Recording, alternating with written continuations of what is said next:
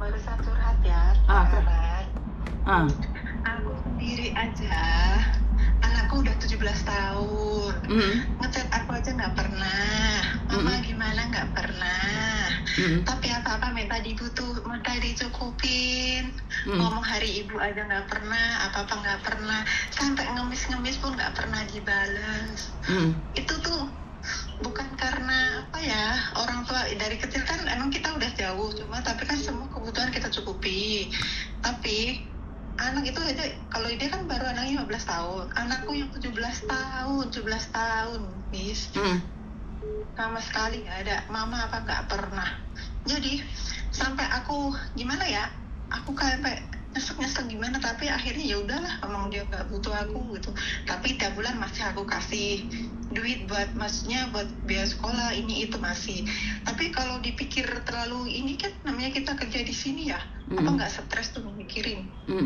Kayak dilosin, makanya tiap hari tuh dengerin Miss Yuni kalau ada yang curhat tentang anak gitu ya. Kayak kita tuh ngeles, apa gimana ya, nyesek gitu. Dengar orang anaknya pada manggil mama gimana gitu. Kita mah ya udah buru-buru. Makanya kalian cemburu banget nih, kapan anak saya bisa kayak Koko Thomas, kayak Meme, seperti itu kan kadang-kadang komen kalian. Iya, ngiri banget Miss. Gini Miss, kan kita masih sehat ya, kita nggak minta nanti kita tua diurusin apa gimana. Yang penting ibaratnya gini, kita mikirnya kadang, oh kita sehat aja, mereka nggak ingat sama kita, ya kan? Apalagi nanti kalau tua. Makanya kayak, aduh, pokoknya Mbak jangan dipikirin Mbak, daripada ntar pikirin anak-anak yang begitu ya. Ibaratnya kita udah orang tua udah ngelakuin hal yang terbaik lah, ya kan? Betul. Pokoknya jangan itu. Pokoknya buat apa, maksudnya Miss Yuni tuh ibaratnya kita gimana ya, buat kalau kita lagi down gitu ya, kita dengerin, jadi kita pikirannya kebuka lagi gitu. Beneran lah. Iya, karena ini hampir sama Mbak, kan masih ada anak saya yang kecil itu, jadi nggak bisa juga kita mencoba mengontrol dia, karena anak saya masih SD ya, kelas 6. Jadi saya ngontrolnya itu dengan kegiatan full. Jadi anak saya itu, karena dulunya enggak ya, anak saya tuh main kemana nggak tahu pulang atau seperti apa, itu yang penting nggak nakal gitu aja. Orang kampung kan yang penting nggak nakal kan. Itu didikan kita dari kecil, yang penting nggak nangis, nggak tukaran, itu udah nggak nakal ya. Tapi kan kita pergaulan nggak tahu nih. Anak saya yang kelas 5 SD itu pergaulannya udah nggak jelas Mbak. Ternyata kalau di luar rumah itu sering tarung anak saya itu. Nah, karena saya sudah pernah pulang, makanya kalau kepingin tahu tabiat anak, kita harus pulang. Kita harus pulang dulu. Jangka waktunya saya 1 tahun untuk mengenali anak saya itu, saya 1 tahun loh. Saya pulang Indonesia itu jaga Silo 1 tahun.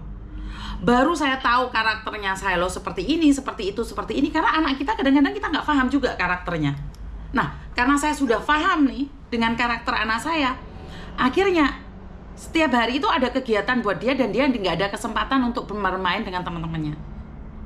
Tapi masalahnya kan udah SMP Mbak, jadi sulit dikontrol. Kita bayar les, belum tentu dia berangkat les.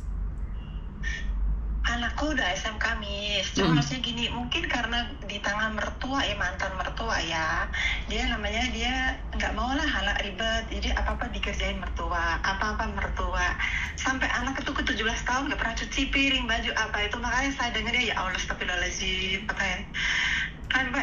apa ya 17 tahun kan udah mandiri ya Miss ya. Betul. Cuci piring tuh nggak pernah. Saya bukan menjelekin nama anak saya ya, maksudnya ya, tapi maksudnya faktanya begitu sekarang, anak sekarang. Jadi jangan kayak orang tua itu, kita di sini jangan sampai mikir anakku kok begini banget, sama aja, nggak ada yang nggak sama aja, banyak yang begitu. Makanya saya mah udah los, kayak mungkin karena apa ya mungkin ya tadi itu Mbak, saya selalu bilang pulang dulu untuk mengenali karakter anak, itu aja. Kalau kepingin anak berubah atau karena kita kan nggak tahu, kita cuma taunya ngasih uang. Pulang untuk mengetahui karakter anak, jagain dia 1 tahun. Karena kan selama ini kan anak dititipin ke suami, dititipin ke mertua, dititipin ke nenek, bener gak sih? Dititipin ke ponakan. Iya. Kita nggak tahu karakter dia. Kita ibunya, tapi kita nggak tahu karakter dia. Kita nggak tahu. Kunci utama kalau pingin tahu karakter anak adalah pulang, jaga dia. Semua anak itu kalau butuh nyari, itu kenyataan seperti itu memang. Dan inilah yang akan berdampak di masa depan dia. Kenapa seorang anak setelah menikah punya anak pun mereka masih ngarepin orang tuanya? Itu bahayanya. Bahayanya kalau anak tidak mandiri apa? Saat kita sudah nggak ada, mereka nggak bisa apa-apa. Itu bahayanya kalau kita nurutin uang.